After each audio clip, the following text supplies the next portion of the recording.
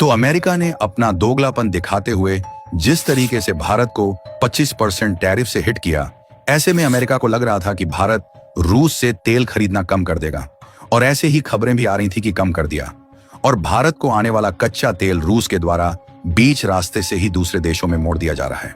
लेकिन दोस्तों, अब जो भारत की रणनीति आई है उसने अमेरिका की नींद उड़ाकर रख दिया है। जी हाँ दोस्तों, खबर आ रही है और आप साफ साफ देख सकते हैं कि रूस से सस्ता तेल ही नहीं, एक और चीज भी भारत खूब खरीद रहा था। और यूरोपीय यूनियन ने लगाया बैन तो और बढ़ गई खरीदारी। दरअसल जिस बीच अमेरिका टैरिफ से भारत को डराने की कोशिश कर रहा था, उस बीच चुपके से कूटनीतिक खेल भारत द्वारा खेला गया। और अब जब टैरिफ लगाई जा चुकी है तो खुलासा सामने आ रहा है। तो आखिरकार पूरा माजरा क्या है, इस वीडियो में समझते हैं। लेकिन आगे बढ़ने से पहले इस वीडियो को लाइक करके चैनल को सब्सक्राइब जरूर कर लीजिए, क्योंकि यह आपके लिए तो 1 सेकंड का काम है, लेकिन इससे हमारी काफी बड़ी मदद होती है। दरअसल देखा जाए तो ट्रंप के द्वारा कई देशों पर इंपोर्ट ड्यूटी और टैरिफ का प्रहार किया गया, जिसकी चपेट में भारत को लपेटा गया। और भारत पर कोई छोटी मोटी नहीं, बल्कि 25% की टैरिफ लगाई गई। पहले 26% लगाए जाने की बात हो रही थी, लेकिन केवल इसे 1% घटाकर 25% ही लगाया गया। जबकि भारत के पड़ोसी देश जैसे कि बांग्लादेश और पाकिस्तान पर काफी ज्यादा ट्रंप के द्वारा टैरिफ डिस्काउंट दिया गया और उन पर 19 या 20% की टैरिफ लगी है।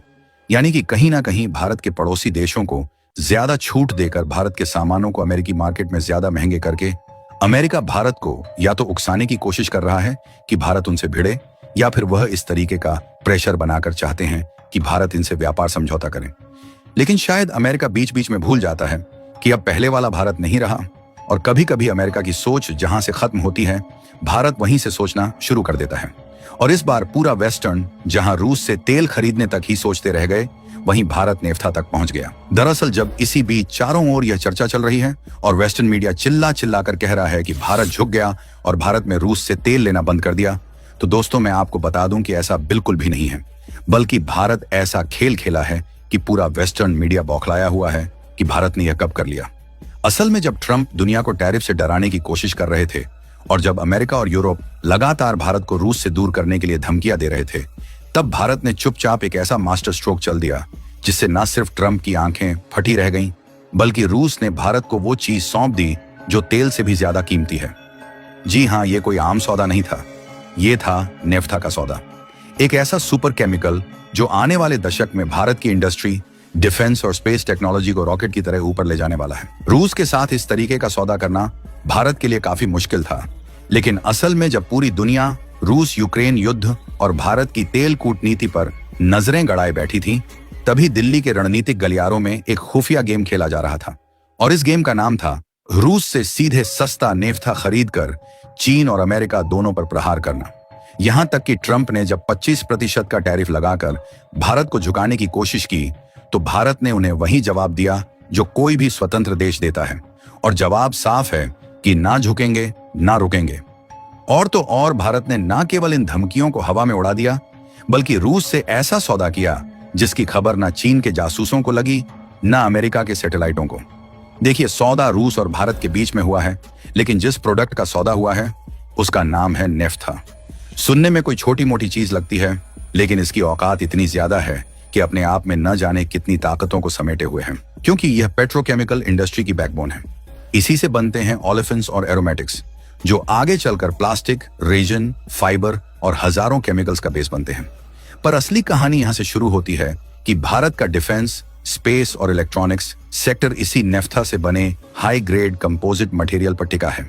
आपके फाइटर जेट की बॉडी हो या ड्रोन के हल्के हिस्से, सब कुछ इस नेफ्था के डेरिवेटिव्स से बनते हैं। और जब यूरोप ने फरवरी 2023 में रूस से तेल उत्पादों पर बैन लगाया, तो वही नेफ्था जो यूरोप ने ठुकराया, भारत ने उसे दोनों हाथों से लपक लिया, वो भी कौड़ियों के भाव।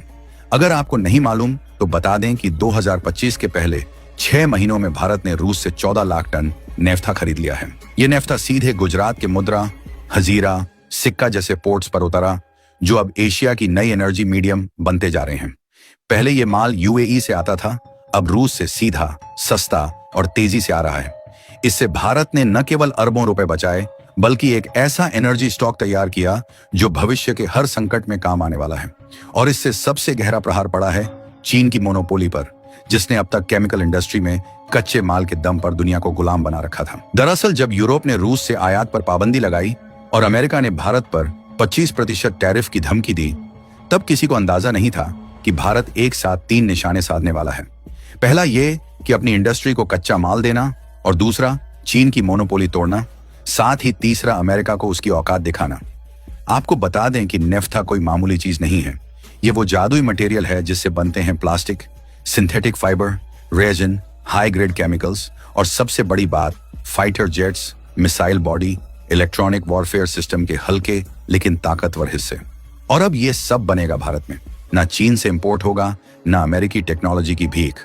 अब सोचिए, जब यही एडवांस केमिकल भारत में बनने लगेंगे तो न सिर्फ भारत की डिफेंस सिस्टम में क्रांति आएगी, बल्कि मेक इन इंडिया को भी मिलेगा असली फ्यूल, जो कि है चीन को जड़ से हिलाने वाला झटका। दरअसल चीन करता क्या है कि वो दुनिया से सस्ता कच्चा माल खरीदता है और फिर अपनी फैक्ट्रियों में प्रोसेस करता है, फिर पूरी दुनिया को बेचकर अरबों कमाता है। यही है उसकी रॉ मटेरियल मोनोपोली, और भारत ने सीधे रूस से नेफ्था खरीदकर उसी मोनोपोली की जड़ में कुल्हाड़ी मार दी है। अब भारत न केवल खुद उत्पादन करेगा, बल्कि आने वाले समय में दूसरे देशों को भी सप्लाई करेगा, वो भी उन देशों को जो अमेरिका की सजा से डर कर रूस से माल नहीं खरीद सकते। यानी भारत अब सिर्फ ग्राहक नहीं, ग्लोबल इंटरमीडियरी बनने की ओर बढ़ रहा है। और कमाल की बात यह है कि ताइवान भी भारत के साथ है, और यह लड़ाई भारत अकेले नहीं लड़ रहा। 2025 के जून महीने में ताइवान ने भी रूस से 2.34 लाख टन नेफ्था खरीद डाला, क्योंकि ताइवान जानता है कि अगर चीन से भिड़ना है तो इंडस्ट्री को मजबूत करना होगा। भारत और ताइवान दोनों एक ही सोच के साथ, एक ही सोर्स से, एक ही स्ट्रेटेजिक रॉ मटेरियल खरीद रहे हैं, जो कि कोई संयोग नहीं है। ये है एक अघोषित आर्थिक युद्ध जहां भारत और ताइवान मिलकर चीन की जड़ हिला रहे हैं। और यह भी एक अच्छी बात है कि यूरोपीय यूनियन ने रूस से नेफ्था लेना बंद किया। भारत ने मौका देखा और खाली जगह भर दी। अब भारत न केवल अपनी जरूरतें पूरी कर रहा है, बल्कि खुद को एशिया का नया एनर्जी और केमिकल हब बना रहा है। और सबसे बड़ी बात कि कल जब भारत के बने कंपोजिट मटेरियल, फाइबर और एडवांस केमिकल दुनिया को सप्लाई होंगे, तो भारत उन देशों की मदद करेगा जो अमेरिका के डर से रूस से सामान नहीं खरीद सकते। बाकी आपका रूस से नाफ्था खरीदने पर क्या सोचना है, अपनी राय कमेंट में जरूर बताएं। और इस वीडियो को लाइक करके अपने मित्रों तक शेयर जरूर करें, ताकि उन्हें भी जानकारी मिल सके। इसी तरह और भी नॉलेजेबल वीडियो देखने के लिए चैनल को सब्सक्राइब करके बेल आइकन को ऑल पर जरूर सेलेक्ट करें। जय श्री राम।